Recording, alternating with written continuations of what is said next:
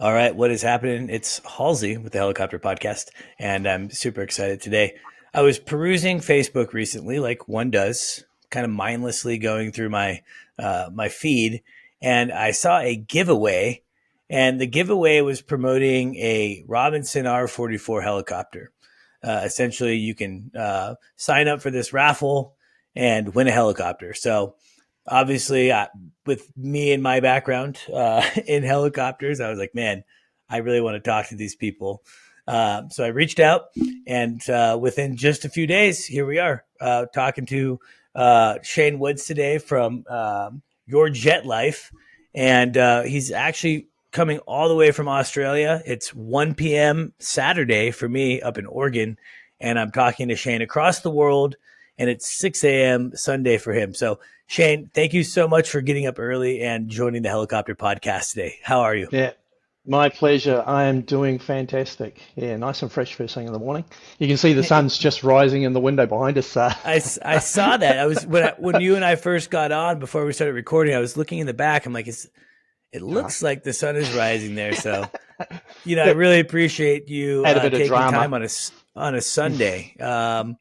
Yeah, I know. Like how Google and all the other video apps now, you can like impose the background. I like Yeah. you get like the natural Australian sunrise going. So where exactly in Australia are you right now? A lot of our listeners are obviously here in North America, but I believe we have some Australians as well. So kind of just paint the picture, knowing that I literally am horrible with geography. So tell me where you're at so I could find it on a map if I had to. All right, cool. So in Australia, I live very close to a city called Brisbane, but most people will know the area that I live as being the Gold Coast. And the Gold Coast is kind of like the sunshine surf capital of the world. It's, 100-mile long white sandy beaches with, surfers and surf competitions and, people who have way too much more muscle than I have walking up and down the beach. And a lot more spare time than I do. So yeah, it's a gorgeous place in the world. Every sunset's blue skies, and there's more flying days here in this area than there is pretty much anywhere in Australia. It's a fantastic place. Well, It's that's incredible. yeah. It sounds incredible. I need to visit. And I need, I probably got to work on my beach bod a little bit. I Ah, don't know if I really have a six pack. I probably more have excellent. like a little bit of a pony keg, Yeah, down yeah, there. yeah, So, yeah. I gotta You and work me on the both. beach bod. Well, Shane, again, thank you so much for joining. I really, I've had a chance to kind of review your background, and I'm really excited to talk about your overall helicopter experience today. Obviously, you've been doing this for a long time, and I think Yeah, you have some one of really my fun favorite subjects. helicopter. Yeah, of course, right? I mean, that's my wife actually used to. I worked at Maverick Helicopters in Las Vegas, if you're familiar. Damn, And I am. Yeah. one of the cool things about Maverick is it was all, all your peers, all your pilot coworkers were helicopter pilots, obviously. Mm, And so whether you came from this walk of life or that walk of life, everyone had one thing in common, and that was helicopters. And so mm. any event in which was outside of work, whether we were grabbing beers or grabbing dinner with some of the other wives and the pilots and whatnot, all we ever talked about was helicopters.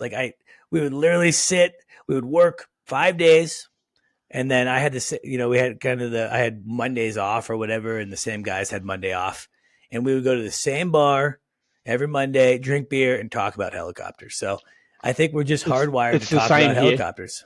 Mate, when we go out for a weekend, it's usually where are we taking the helicopters? And I've got friends that own their own machines, and so we end up with a gaggle of helicopters going out to a pub or to a winery or something.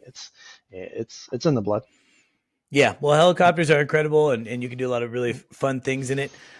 I want to get right into it though. Tell Sure. me about this winning a helicopter. What is the purpose of all this? And, obviously I understand that it's to support a great cause, and I'm really hoping to learn a little bit more about that. And then hopefully our listeners can learn how to also enroll. I'm going to certainly do it. Why not? I think it's what, 15, was it $15 to for a raffle, or am I wrong there? Correct. Yeah, no, that's correct. Yeah.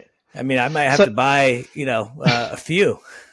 well, the whole idea behind it was to raise money for a charity, an aviation-based charity called Angel Flight. Now, Angel Flight is very similar to the way it is in the States.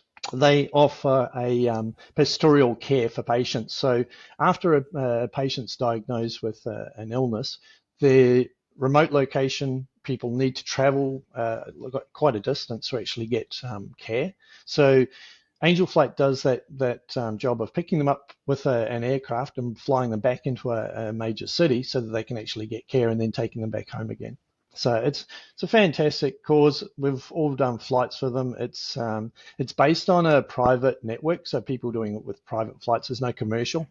They don't get a lot of backing from the government because it's under that private realm, and so their charity raising is all that they get their funds from. So we wanted to help them get some jets. They want to buy a couple of jets, the Vision jets from Cirrus, and use those jets to fly a greater range and take doctors out to actually do clinics at a local community rather than actually just bringing back patients one at a time. So we came up with the idea of running a lottery so that we could actually raise funds for that. And so we've been raising funds since December. We started the first lottery in the 1st of January, and we just finished giving away Cirrus SR22 Wow. and the whole package that was done last month. So that was fantastic. So Cirrus SR22, brand new, straight off the line. It was a hangarage for 12 months. It was $100,000 worth of fuel with a card from World Fuel. There was the money towards a pilot license as well. So yeah, very, very cool thing to do. And I was actually involved with the draw and just giving it away, drawing the numbers and making the phone call to tell somebody they've just won an aircraft is fantastic. And Yeah, I mean, giving I away mean, an I was just aircraft thinking is about that. Like, what is that? I don't know about in Australia, but here in the States, we have like big lotteries. I think last week we had a lottery that was over $1 billion, and you go and buy your lottery ticket, you're never going to win. But there's that thought that goes through the back of your head of like, what if? Like, what if I mm. win? Obviously, the SR-22 is not quite $1 billion, but it's an amazing prize for that individual. What Oh, for was their sure. reaction? I mean, I Well, walk you me can see it through kind of online. what that was like. You can see it online, so it's recorded online as as the guy's being told that we're giving it to him, and it's life changing for them. It's something that it's completely out. And you're right, he bought 10 tickets, and he thought, I'm in there for a little bit of this, not going to happen.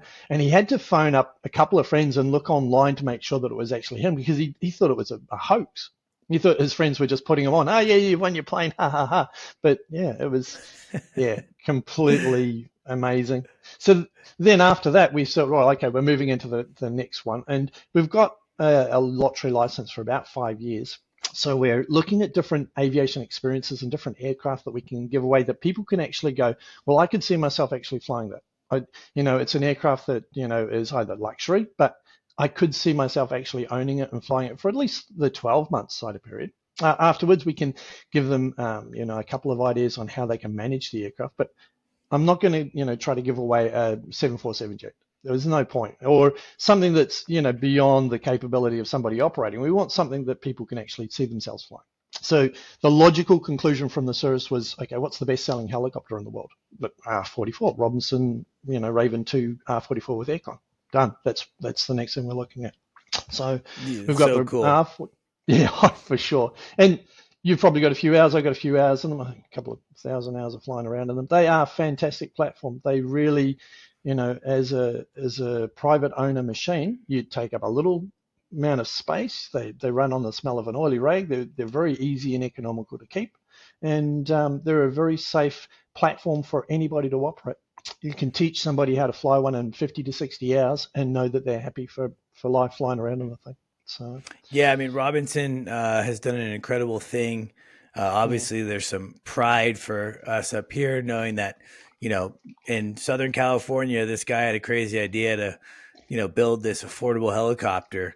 mm. And, today it's still trucking along and doing fantastic things. I actually posted So, some of the podcasts I do are just me talking. And one of the things I was talking about recently was Robinson helicopters. And, mm. I think probably the same as in Australia, they're a little bit polarizing at times. Oh, very Some much. people have Mm, some strong opinions, but I think that all helicopters, or I guess my point to that podcast was that all helicopters have limitations. hmm And as long as you stay within the parameters of the helicopter that you're flying and you abide by the limitations as set forth by the OEM, hmm then most of the time the helicopter is going to take great care of you. Oh, for And sure. obviously with the R-44 and R-22 as well, Hmm underslung, low inertia, okay, I get it. But if you're competent, you do good training, and you don't hmm allow yourselves to go outside of the limitations of the aircraft, I 100% agree that R-22, R-44, great aircraft for private owners, great Definitely. training platform. I did all of Hmm my training. So, Mm. I love the R-44. I like Robinson products. The R-66 is a great platform as well. So, Not for uh, sure. I'm Mm. definitely a Robinson supporter. I'm going to be throwing in some raffle tickets for sure. Well, I did my training in a 300. It was just, the machine of choice of the particular school that you go to. And first time into a 22, there was all of a sudden, this extra airspeed and a low slung frame. So it was, the ability to fly 3 hours or 3.5 hours on an aircraft was fantastic and cover some distance. The 44, yeah, there are limitations to it. A lot of the hype around the Robinson was, maybe older stuff that's, they've sorted out a lot of the kinks with regards to the operations and the blades and things. So nowadays it's a good platform. The Yeah. for a five-seater piston-powered aircraft, there is no equivalent. There's just nothing out there. So, and I Yeah, the don't think 40. there ever will be ever again. Yeah, Mm, I mean, mm, we'll see, there's definitely some innovation happening mm. within the helicopter space right now. Oh, I'm for sure. definitely interested to see kind of what the next 10, 15, 20 years brings. Well, You that's know, part of what what I get involved in too with this new infrastructure with there's drones and helicopter combinations now. So things are changing very rapidly. Mm, Yeah, no, things are nuts. mm, I've talked about it before on the podcast, but I had the opportunity. I'm not sure if you've ever heard of Beta Air Technologies. They're in Burlington, Vermont, and it's a company that's making like an eVTOL. mm, Takes off like a helicopter, lands like a helicopter, but flies, forward flight. And it's mm. in testing right now. I got to fly the simulator. It's flying in real life as well. I mean, it's just crazy, crazy machine. Technology. Mm. When you go to their warehouse, I felt like I was entering, Tony Stark's laboratory, from Iron Man, like just crazy, crazy stuff. Yeah. So, definitely the industry is innovating.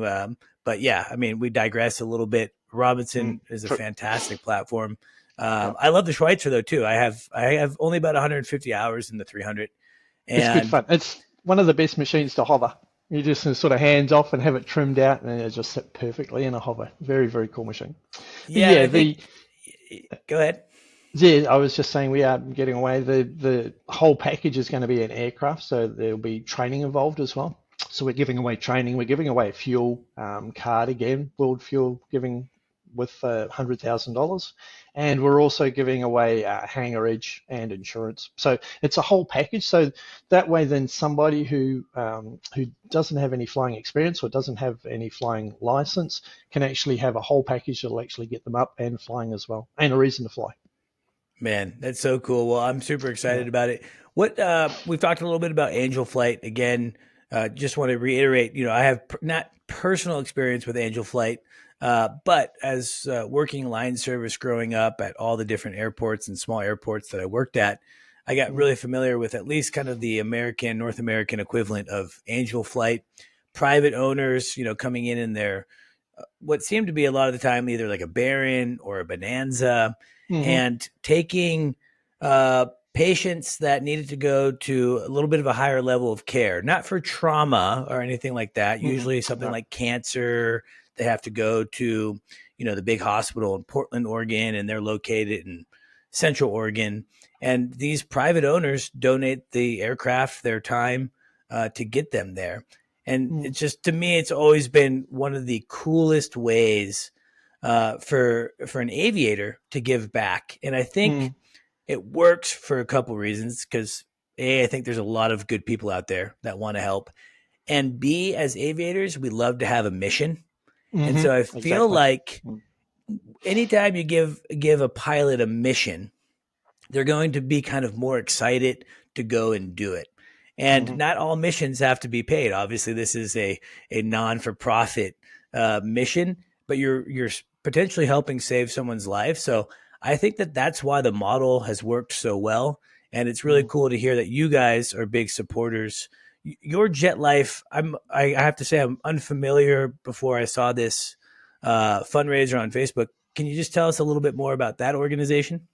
Sure. It's as I said, it's a branch off of Monarch Global. Monarch Global is a global software company that does GDS platform for pricing of aircraft, private aircraft models. So basically, it can work out a price from point A to point B for an operator, and then allow that operator then to use that as a core price for generating a price for upselling a ticket, or giving prices for per seat tickets. So that part was we started Your Jet Life in January just for that angel flight thing. So it's bespoke just for that, just under the lotteries, to control the lotteries. Very So cool. Well, if yeah, our it's pretty listeners cool. want to partake in this fundraiser and future fundraisers or lotteries, it's Mm. probably the better way to say it. How does one do that? I'm going to do it right when we hang up, and I want to put a link in the bio here for this podcast as well, where people can go and sign up. But just kind of walk us through that sign up process. Do I have to be Sure. in Australia? Can an American guy like myself win it? Tell me all the Yeah, logistics sure. around it. So because it's online, anyone can actually purchase tickets for it, and it's done through the website. So you go to yourjetlife.com and you can purchase tickets online there. There is two raffles that are running at the moment. The one is for the helicopter. The other one is for those who aren't interested in actually driving the fur. It's a private jet luxury trip. So trip in a private jet with accommodation stay as well. And they can all be both purchased online through yourjetlife.com. It's available to everybody in the world because obviously it's an online auction. Delivery would be here in Australia, and then we can arrange with the winner. If it was in the States, in the northern states, we can actually arrange to have the aircraft transported up there as part of that. So Perfect. It's gives access possible. to I've everybody I've sent a lot of Robinson aircraft to down Australia. this way. So, yeah, usually going the other way. Put it in a Yep, 40-foot high cube. It's about yep, a exactly. 3 to 4 week voyage. Yep, Uh, could be a little bit longer if it gets stuck in the port or things like that. But shipping yeah, helicopters is actually fairly easy, especially the very easy. Robinson aircraft. Hmm. With the Yep. 40-foot high cube, takeoff blades. It's it's straightforward. Effectively, you Just can goes just straight into the shit, into the box, and the way it roll goes. it Yeah. in.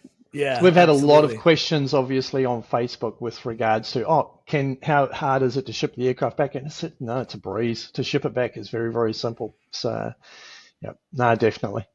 Yep, awesome. Well, it's really cool. I appreciate. I think it's Mark from Your Jet Life kind of Mm, helped coordinate and set all this up, and I really yep. appreciate you guys coming on and talk about it. When I saw that, I was like, man, I have to talk to these people. It's like Yep. the Well, helicopter podcast giving away a helicopter, and it's for a good yeah, cause. So I think it's yeah, really it is a awesome. fantastic cause. And the other thing is that we're, going to be drawing this on December, so it's going to be somebody's Christmas present. So the 20th of December she's drawn. It's literally days before Christmas. Somebody's going to have a Christmas present of a helicopter. That's the I best wouldn't part. mind. I wouldn't mind R44 under the tree this year. I've been a pretty good boy, Yeah, yeah, so no coal, you no coal. no goal for me. Maybe I was talking to my wife about it when we bought the lottery ticket the other day Hmm, for the Mega Millions here or whatever it was. hmm, I have I've never won anything as a contest like that. I've never, yeah, whether it's a small school raffle or whatever it is. Like I don't know if I'm just like it's whatever. I Well, I just mean, I it's no different than me. I've never one of those big ones, but the numbers of tickets that we have in the lottery is 300,000 tickets, whereas the billion-dollar American one, I think that's like, there's millions and millions and millions and millions of oh tickets, yeah, and so yeah, the chances of winning the helicopter are incredibly good. And yeah. No, that's it's incredible. I just mean, as yeah, a ratio, it's like, it's 8 times better than our normal weekend lottery, and that's, it seems big enough on the numbers, so it's a 8 times better chance than that. yeah, So it's super cool. Well, yeah, I'm gonna follow. I'm gonna obviously buy tickets. I'll continue to follow up with you guys. Definitely want to once the drawing is done. I really want to see that reaction and kind of probably post that on our social media too, oh, because that's definitely. just it's so fun. I can't Mm, even imagine, picking up the phone and being like, "Hey, by the way, you won." that's it. Yeah, and then listen to the screams on the other end of the phone. Yeah, seriously.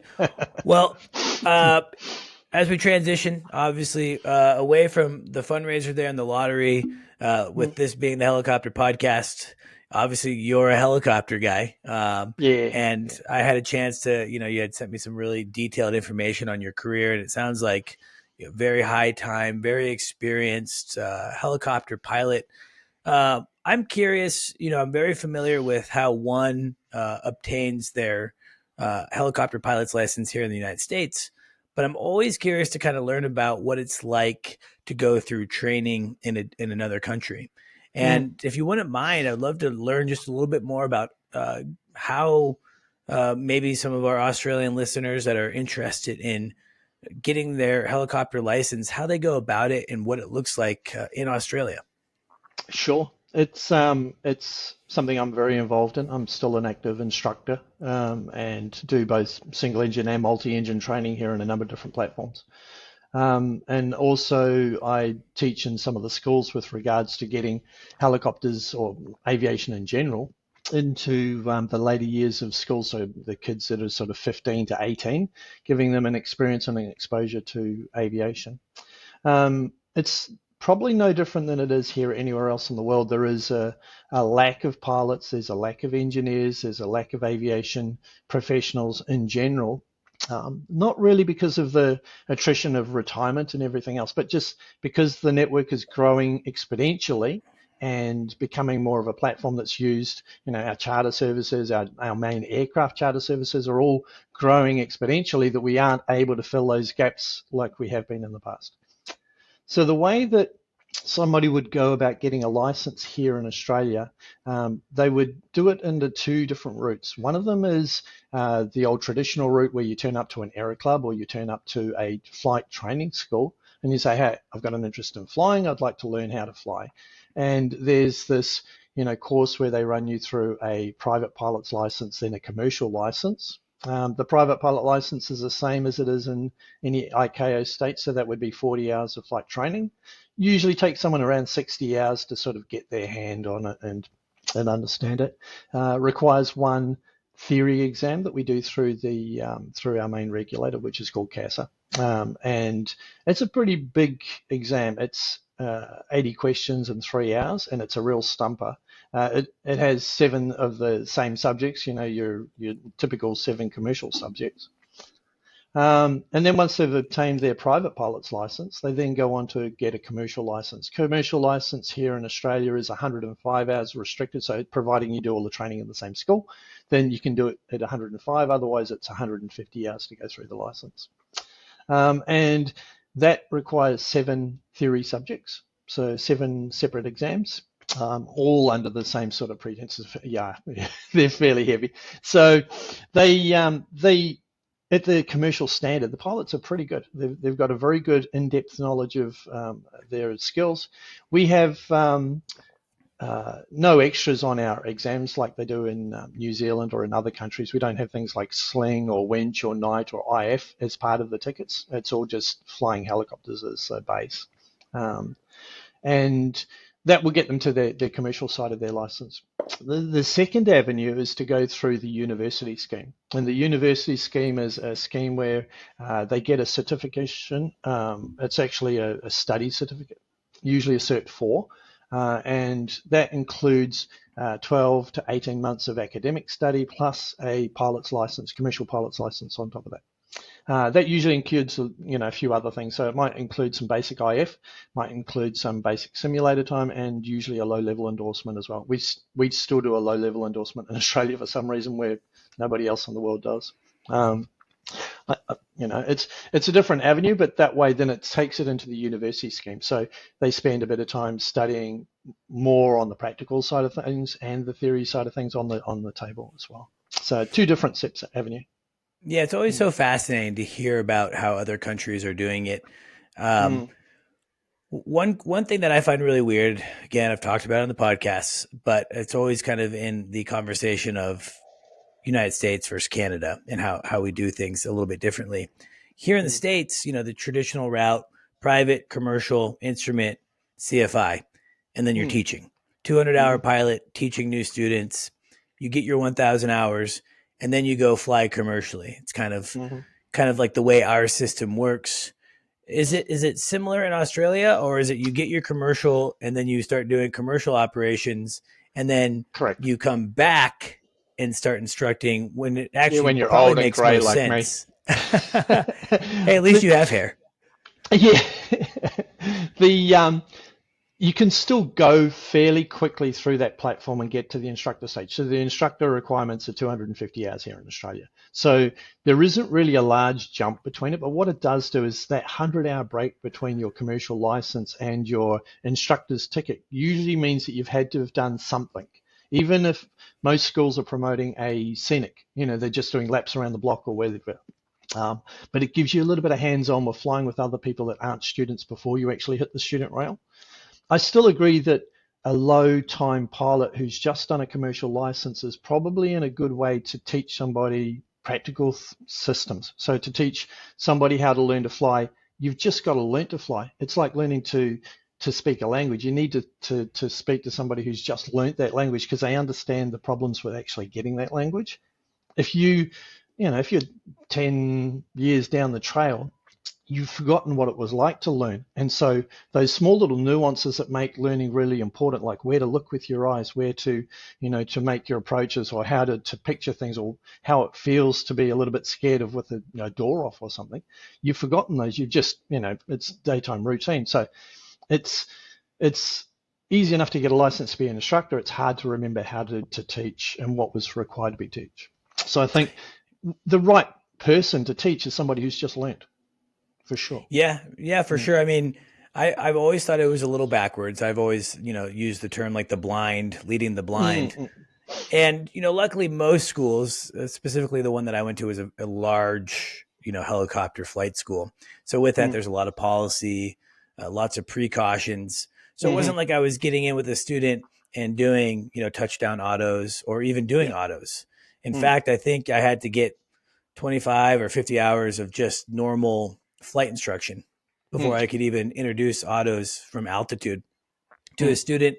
And, you kind of go at the own pace and, teaching normal approaches, normal takeoffs, hovering.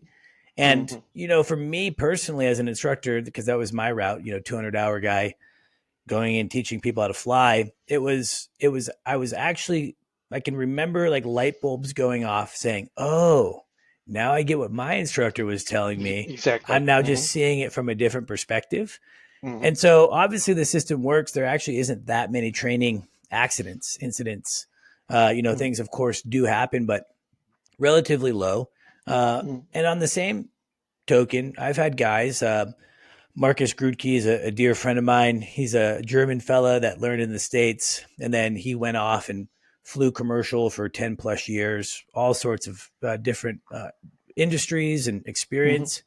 He came back to the flight school environment as the chief pilot for Hillsborough, where I was at, and getting to fly with him was incredible. Now, it took him mhm. some time to kind of get back in the swing of kind of remembering ab initio flight training.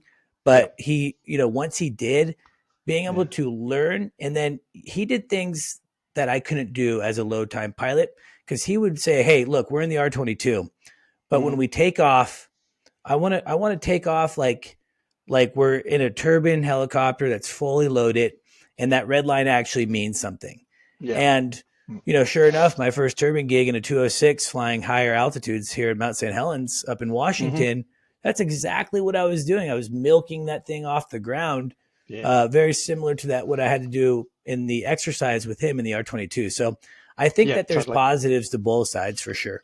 For sure. I mean, somebody with that much experience coming back into the training side of things, if they pick it up and they can do that ab initio training, because not all of us can go back into that training sort of role, but the things that we can offer is obviously experience where we've had rotor drag, we've had rotor drip, we've got, experiences working in conditions where, most of us, like you go out on a rainy, miserable day, it's just another day in the office. As a new instructor, I remember the eyes like this, but, there's a cloud in the sky, one single cloud in the sky. I don't want to go Can't flying go. today. It's like, Can't that's it, go. she's off. Yep.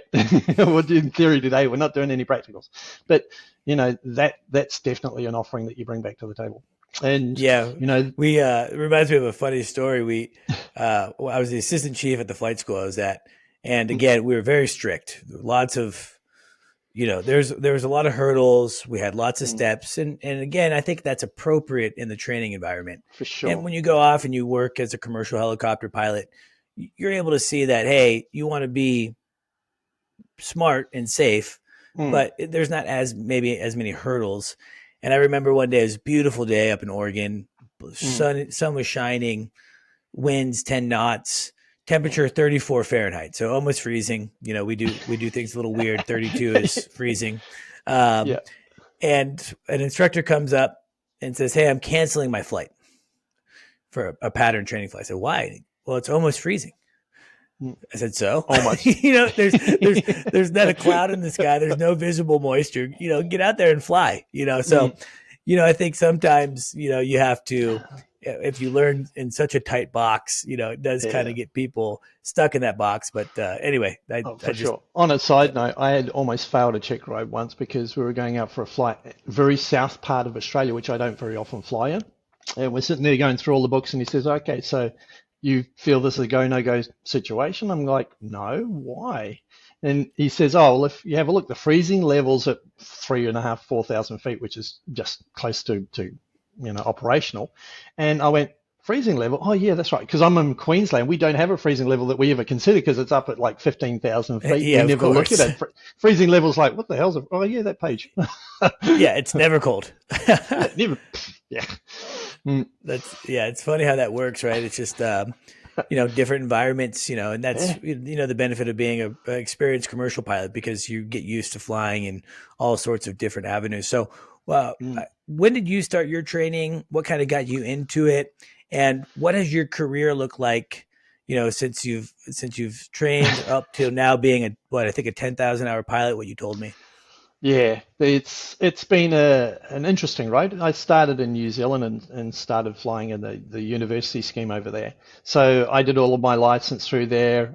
Started doing just the typical sort of hump and dumps and dropping people around the island. We did a lot of surf flying, so we'd take a helicopter and fly up to a height. New Zealand's very narrow, so you can actually fly up and see what both coasts are like. So it makes surfing choices a lot easier. You go west That's coast, cool. east coast, and then down onto both sides.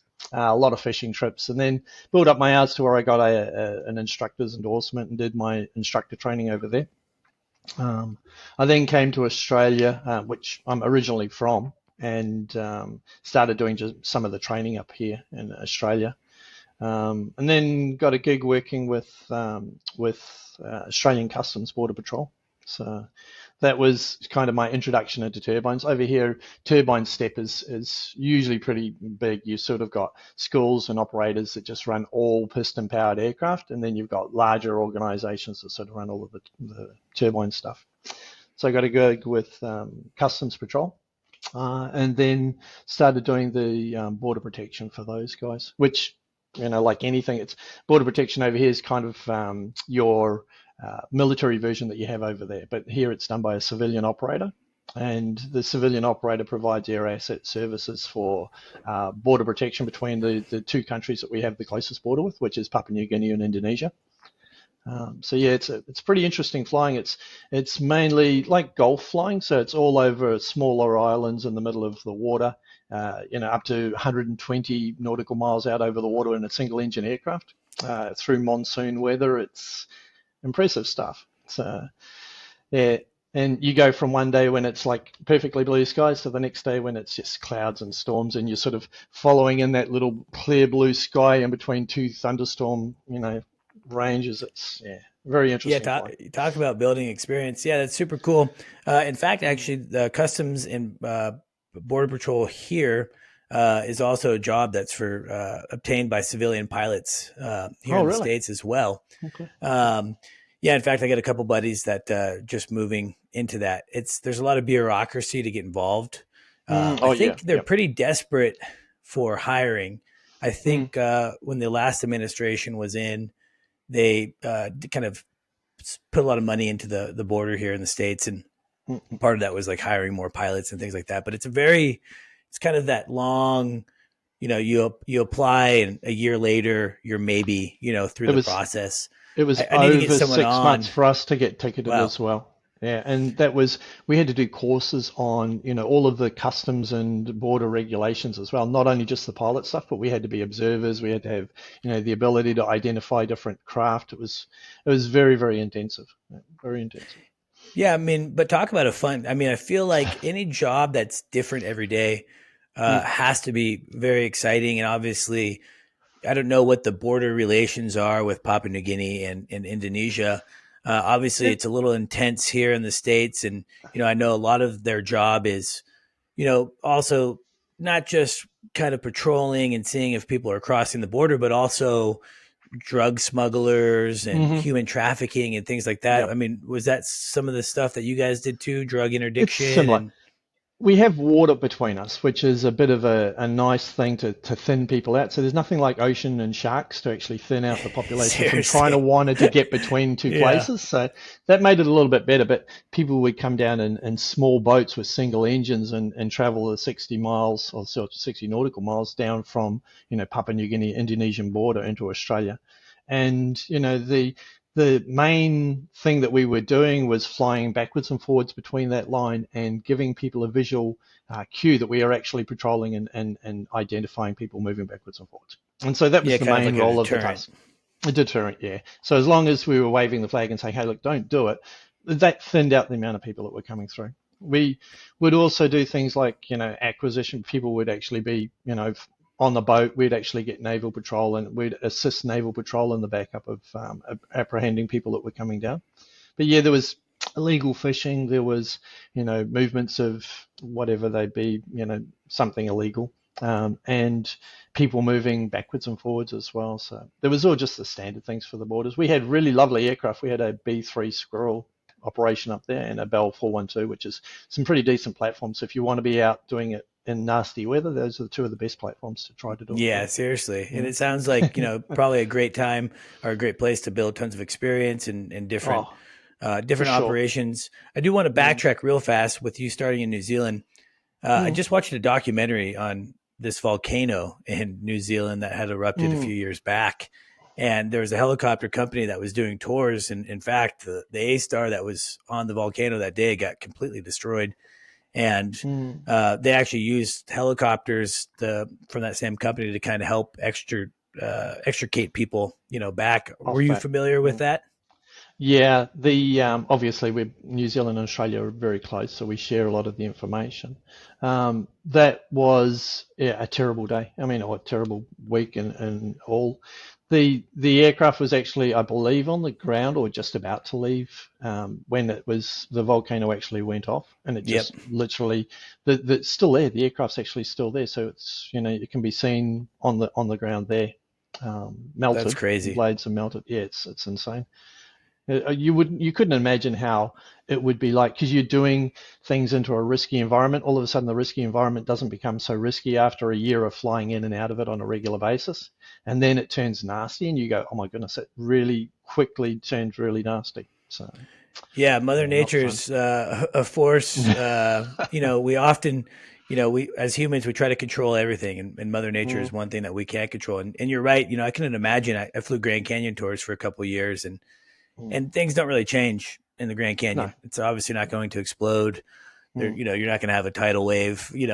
But sometimes there's some clouds, so Mm, definitely like a little bit of a safer environment for sure. But yeah, just I don't know why when you said New Zealand, I kind of automatically thought about that and just kind of those mm, crazy events. But New Zealand and Australia is actually I've not visited either country, and I really, really want to. So it's kind of on my bucket list, and have mm. clients both in both countries. So I'm hoping to get down there at some point. One Yeah, thing that I they are very noticed, close. Mm, yeah, seriously. mm. One thing I noticed when I worked in Las Vegas is Australians love Las Vegas. My most common passenger at Maverick Uh, Helicopters was an mm, Australian, yeah. and I think it's. I think you guys usually get a little bit of a longer, time off from work, like a month or something like that. So, Yeah, um, it's standard to get 4 weeks off. And Las Vegas is, I think, if you're growing up in, say, New Zealand or Australia, yeah, you see a lot of movies and on TV, you see a lot of programs, and the destination is Las Vegas. It's Hangover, it's all of those movies where you go and yeah, have of a course. fantastic time, and you don't have to tell an Aussie twice to have a good party. So they're going to go wherever it's wherever the party is in the central. Yeah, absolutely. Yeah, no, it's I would say probably 80% of the passengers that I took to the Grand Canyon were from Australia. And yeah, always super friendly, Mm, always down for a good time. yeah, So, I felt like yeah. I got to learn kind of more about Australians and the culture. In And, general. Mm, it's one of those things. It's kind of funny, Australia, we look alike. Our accents are obviously hmm a little bit different, but it mm, truly is just culturally a lot different. And so it's mm, always fun. And something I enjoyed about doing tours was kind of connecting with different cultures, including Australia. mm. So I'm hoping I can go down there on the coast where you're at. Sounds amazing. And I'm It sure is. that the flying down there is just spectacular.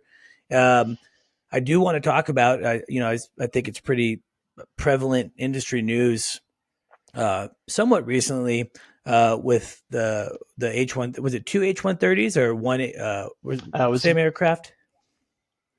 actually, I think it was a 130 and a H125. Okay, No, so no, no, no. I actually no. I take that back. I think it was two 130s. It was two 130s. Mm, two 130s tours over the coast there. Obviously, mm, I'm sure most of the people in the industry have seen the video of the two helicopters colliding. yeah. Unfortunately, there was loss of life from one of the helicopters, but amazingly, one of the helicopters was able to limp back down to the ground and save Mm. all the lives of the occupants. Are you familiar with that accident at all? With it kind of being Yeah, in your backyard? very, very familiar. It's happened not only while I was on shift flying around as well, but it's also involved people that I knew as well. And yeah, it is local. Just to paint a picture of how flying is here on the Gold Coast, we have the theme parks, SeaWorlds, Movie Worlds, Dream Worlds. They're all sort of located here as well, which is kind of like our Florida site, the things for you. So it's where everyone goes to go to those experiences. And so the helicopter operators that are there are doing these little 5 minute laps constantly all day long. There may be, you know, 50 or 60 flights a day, just doing the little laps Wow. around the block and just doing the scenics. And so it becomes quite a core area. It's also quite a narrow city. The Gold Coast is designed to go along with the beach. So there's not a lot of depth to it. It's just everything's concentrated up and down the beach line. So we have specific rules for operating up and down the beach where you sort of go northbound at 500, southbound at 1,000 feet to allow high density amount of traffic to sort of pass each other. But it's in a mandatory broadcasting zone called a CTAF. So they're all on a group frequency. Everybody's sharing information backwards and forwards on the same frequency within that same zone. And then we've got two major airports, the Gold Coast International Airport and Brisbane International Airport, which sort of is the two boundaries of that sort of airspace. So a lot of traffic, a lot of communications going on, a lot of noise on the radio because you've got multiple different people making frequency calls all the way through it. The SeaWorld service, which was the one that was involved in the accident, is a great operation. It's been running here for many, many, many, many years. It's gone from running a little jet range around to flying some of the nicest aircraft frames that they've got, which are the 130. Uh, and yeah, it was a terrible accident. Really, really nasty thing to happen. Really, the Yeah, only horrific. blemish on their record either. So it was really the only accident they've ever had. So high density area, and pilots flying in and out of a zone. For something to happen, you're already in the danger zone already. So Yeah, it's just horrible. I mm, one of my biggest fears flying aircraft um, is a midair. I had mm, a friend in an mm, airplane that had a midair. He was in a training environment. He was training a student in a Seminole twin engine airplane, and an RV Van's aircraft came up mm. below and ended up taking off like the right nacelle in the nose Jeez. of my buddy's plane, and he limped it down. They kind of crash landed in a field. They both walked away, but crazy traumatic experience. And Mm, unfortunately, the other pilot passed away. And then I had a mm, helicopter friend of mine that in Germany had a midair and unfortunately lost his life. And so the midair thing mm. really is, kind of a terrifying, Nasty. Mm, idea. And obviously, in environments like what you're explaining, where there's high density traffic, everything usually works pretty well, but it just mm. takes kind of one lapse or one mistake to have kind of this catastrophic event. Being local there, I don't know if there's been any preliminary reports or anything, but do you kind of know, like, There's n- there's no report yet. It takes between 12 and 18 months for the ATSB, which is our NTSB down here, to make a decision on what was the general outcome of it. It the things that are kind of evident on the way that they were operating was that they were using just general radio frequencies. They weren't using any dedicated radio frequencies to actually control traffic in and out of that zone. They were using a newer platform, so they were using 125s with the A stars, and they'd moved into the 130 category. So the aircraft, like a 130 is a lot wider aircraft frame, so it makes visually looking across the frame harder because you're looking around through nose shells and out through the sides of the aircraft. Not as narrow as the 125. So it's a different frame. And it's gone from being COVID days when it was nice and quiet to non-COVID days where it starts to get really, really busy again. So, it was 2 o'clock in the afternoon. What happens at 2 o'clock in the afternoon for most of us? We want to go back to bed again. It's a terrible time of the day, that 2 to 4 o'clock where you've got the lull in the afternoon. So, a number of factors, and I'm not saying any of those factors are part of it, but those are the ones that stand out to me when I look at it. yeah, I mean, things stack Mm, up, and unfortunately, accidents do happen, mm, and it's tragic. But like you had said before we started recording, truly amazing that it wasn't both helicopters. You know, uh, correct. I saw the aftermath. I saw the pictures and video of the helicopter that was able to land. I think somewhere kind of on the beach area, and I On mean, an it didn't island. look like it was a flyable aircraft. And so No. incredible for that pilot. Do you know how long they were airborne still? I mean, did he get down to the ground like instantaneously? So here's how lucky they were. There's a sand cave that was directly underneath the accident site that was visible during the lower tides. And that was there, obviously. All he did was he literally came straight down from the 200 feet, 300 feet, straight down onto that sandbar directly below them. So he didn't fly, longer than the time that it took to lower the collective and actually get to the ground. If he had tried to make it back to the actual solid ground, which was probably only 200 to 300 meters away, I think he would have ended up in the water. So it was Wow.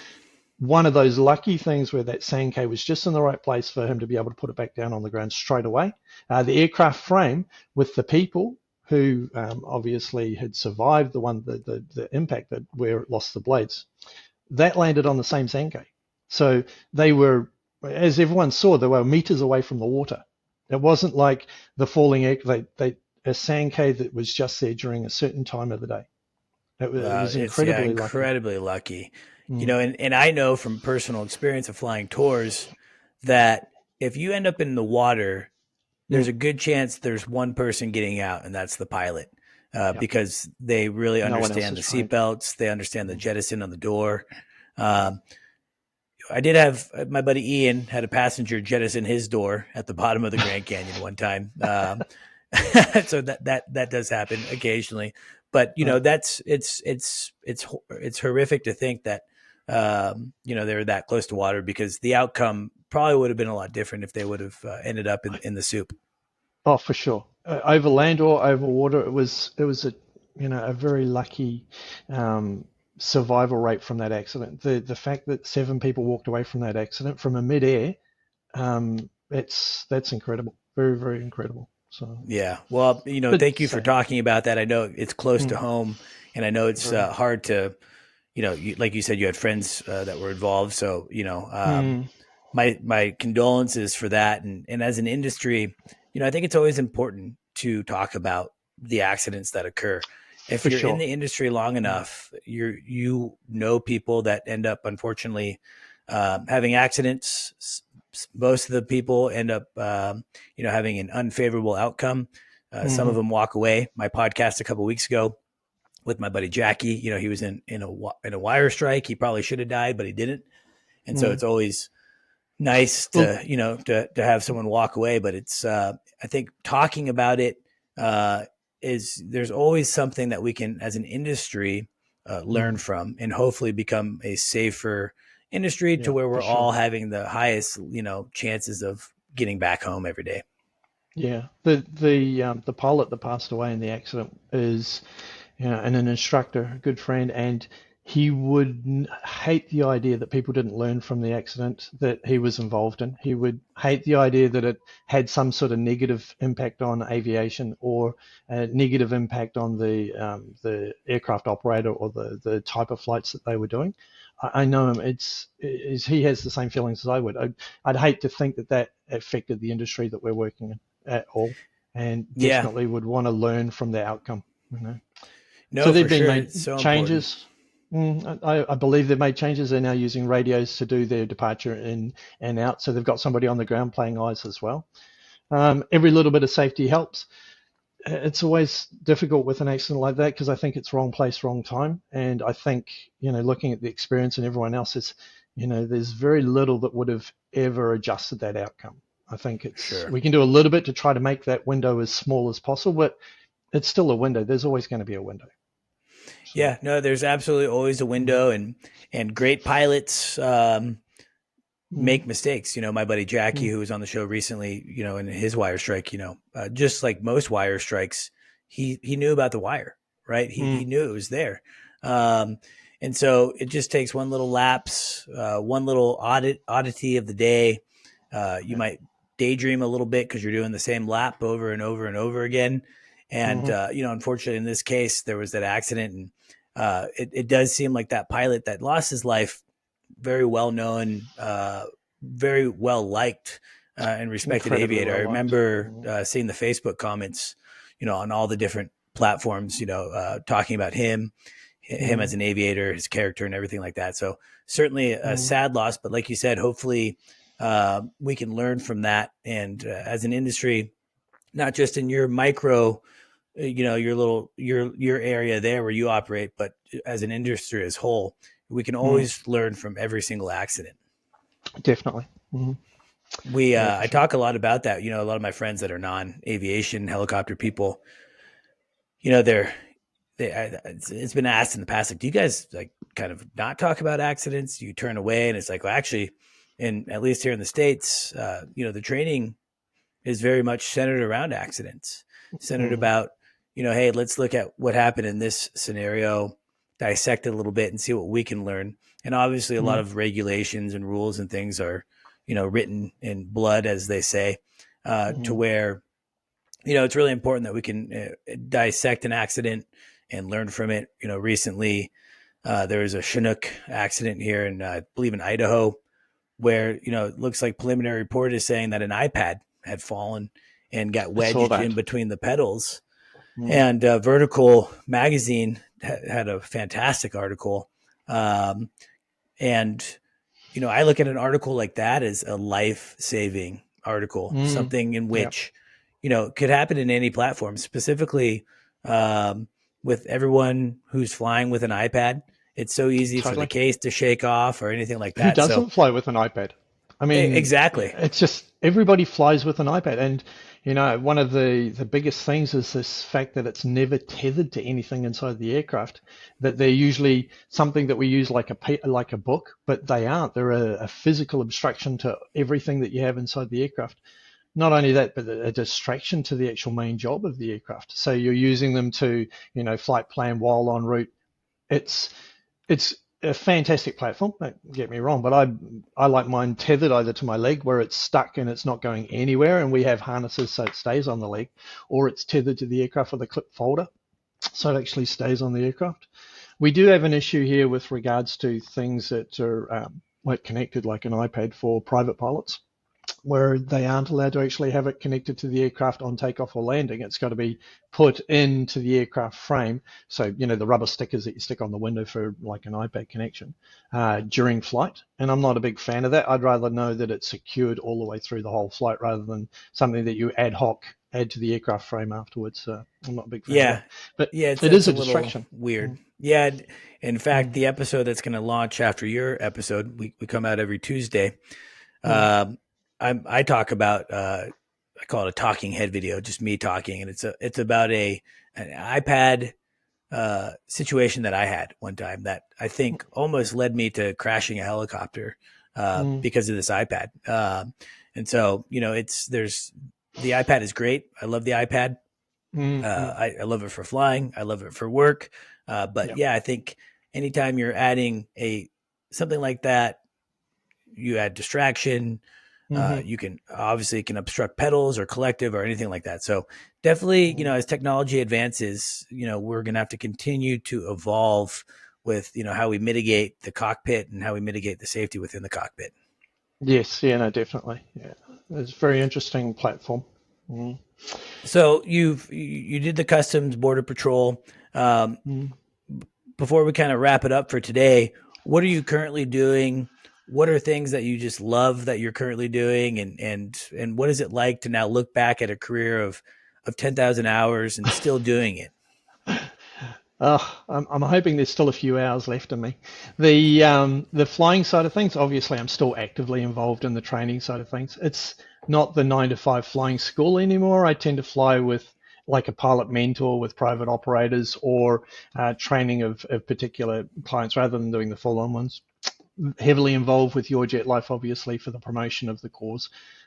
Working for Monarch is one of their promoters as well, and that's all of the software side of things. So luckily, my aviation career has kind of evolved now, where it's this mushroom of everything that's sort of connected to aviation. We've got guys here that are purchasers of the new Hills helicopter, so we're looking at bringing in new technology, and there's actually a group I think of about 60 aircraft coming here to Australia. And so that's Wow. that next level of, I mean, you've seen them all, the pretty pictures. Now they're releasing a machine in December. So, there's this part. And then now I sit on a couple of the working groups with regards to the UAM, AAM stuff. We just finished building a helipad vertiport here in Queensland. We've obviously got Commonwealth Games going in 2032, so there's this progression between now and 2032 with establishing more of a helicopter UAM footprint. Here, Australia doesn't have a very good way of integrating helicopters into cities. We still have this one airport sort of idea with a very small footprint with helipads. We don't have building top helipads unless they're actually HEMS pads. So the access to places is usually golf courses and wineries, not actually city venues where people want to travel from, like as a Interesting. person hub. Yeah, it's still a bit raw, but that's it's changing with the concept changing where people can get onto a drone with they don't have a pilot's license and they fly from point A to point B remotely, and that part's going to change the industry for us. So I'm heavily involved in working on that next 50 years of That's aviation. awesome. It's cool. Mm, I mean, it's it seems like the work that you're doing, like you said, it's going to just keep progressing the industry forward. States is very mm, similar. There is a lot of helicopter pads on buildings, but most of them are not public. mm, Private use, whoever yeah. owns the building or the company or whatever. In fact, Mm, one of the only private use or excuse me, public use heliports that I'm familiar with is actually in Portland, Oregon, where I trained. 61 mm, Juliet. It's a cool little rooftop pad on top of a 6-story parking garage. mm, So that was kind of fun during training to take students there. And we yeah. often did a lot of charters, taking people to dinner downtown and whatnot. It's one of Yeah. my favorite things to do is land on a building. That's, Yeah, it is always very cool. I remember one of the, one of the hospital pads is between two larger buildings, and you sort of got to do a little left-hand turn to get in between them. You can't see the pad on direct. Yeah, landing on a building is always good fun. Doesn't matter which aircraft platform you're in. Yeah, always good. Yep, no, I Mm, agree 100%. Well, Shane, thank you so much mm. for taking the time and your Sunday to drop in on the Helicopter Podcast and share not just about the lottery with the R44 and your jet life, but Yeah, also just to talk about your career and some of the other topics that we discussed today. So I really appreciate you making time. I hope you enjoyed the experience. And when I definitely come enjoyed it, visit, and thank you for having me, mate. of You come course, down and we'll go flying in Australia and see what it's like out here. Go chase a few cows. perfect. Yeah, it's definitely I really want to go to Indonesia. Mm. And I figure go to Indonesia, do a couple You're weeks already there well, and then already head to way here then. Australia. Yeah, Might as well, right? that's Um, perfect. so yeah, it'd be super fun. Mm. Certainly on my bucket list to get down there. So thank you again for joining. I can't wait to stay in touch with you. So please Nice. continue to stay in touch, and I'm really excited for hopefully me winning the R44, but ultimately excited for Well, anyone. Again, to our get onto listeners, YourJetLife and get onto those tickets, yourjetlife.com, and yep, purchase a ticket. yourjetlife.com. It's going to Yeah. be down below here in the description of the podcast. And Drawn yeah, in go. December the 20th, and I'll give you a call and say, You hey. Shane will call you personally. I hope you're calling That's me, it. but 300,000 tickets. I mean, hey, you have a pretty good chance actually, considering different lotteries and things like that. So, For sure. as far as the podcast, guys, thank you so much for continuing to like and support the Helicopter Podcast. Remember, we are now doing video and audio, so you can check us out on your favorite platform, Spotify, Apple, whatever you listen to. Make sure that you subscribe so you are notified every Tuesday when we drop new episodes. And we also have a YouTube channel, The Helicopter Podcast. Go ahead and like that as well and subscribe. And again, Shane, thank you so much for joining the Helicopter Podcast. My pleasure. Thank you, Elsa. See ya. Cheers. Bye bye.